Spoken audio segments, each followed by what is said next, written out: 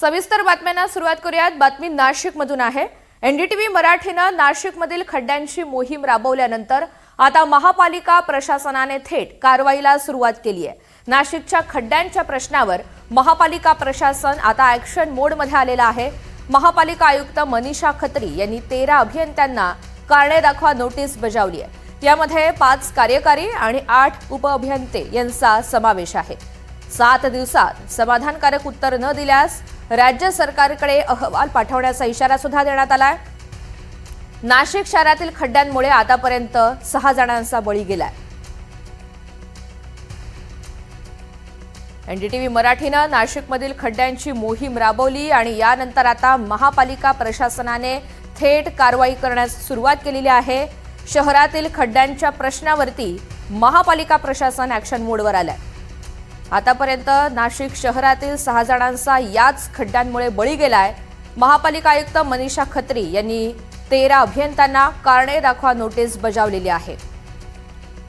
आतापर्यंत केलेल्या या कामगिरी संदर्भात त्यांना अहवाल सादर करावा लागेल आणि समाधानकारक उत्तर न दिल्यास मात्र कारवाईचा बडगा उगारला जाईल। नाशिकमधील खड्ड्यांचा प्रश्न हा प्रचंड तापलेला असतानाच या सगळ्या संदर्भात आता पालिका प्रशासन ॲक्शन मोडवर आलंय। अधिकची माहिती जाणून घ्यात प्रांजल कुलकर्णी आपल्यासोबत आहेत। प्रांजल, आता महापालिका प्रशासन जागं झालेलं आहे, एकंदरीतच काय कारवाई सुरू केली आहे? ऋतुजा, आपण जर बघितलं तर नाशिक शहरातील खड्ड्यांचा प्रश्न हा गंभीर बनलेला आहे। 6 जणांचा आतापर्यंत बळी गेला आहे, अनेक जण जखमी हे झालेले आहेत।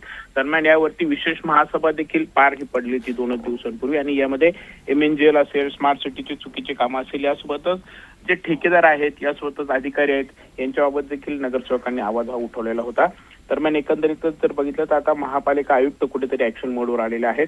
आयुक्त मनीषा खत्री यांनी रस्त्यांच्या कामांमध्ये दुर्लक्ष केल्याप्रकरणी महापालिकेच्या 13 अभियंत्यांना कारणे दाखवा नोटीस बजावली आहेत। या 13 अभियंत्यांमध्ये 5 कार्यकारी अभियंते आहेत तर 8 उप अभियंते आहेत आणि यांना 7 दिवसात जर तुम्ही उत्तर द्या, अन्यथा तुमच्यावरती थेट कारवाई करण्यात येईल, राज्य शासनाकडे याचा अहवाल पाठवण्यात येईल, असा इशारा आता महापालिका आयुक्तांनी दिलेला आहे। एकंदरीतच जर बघितलं तर मुख्यमंत्र्यांनी देखील बैठका या घेतलेल्या होत्या आणि त्यानंतर आता प्रशासन जे आहेत ते चांगलंच कामाला लागल्याचं बघायला मिळत आहे। एकंदरीतच काय तर नोटीस बजावली जाते, सर्व काय होईल, मात्र नाशिककरांची पूर्णपणे खड्ड्यातून मुक्तता कधी होणार हे पाहणं खरं तर महत्त्वाचं ठरेल। खरं आहे। धन्यवाद सविस्तर माहितीसाठी।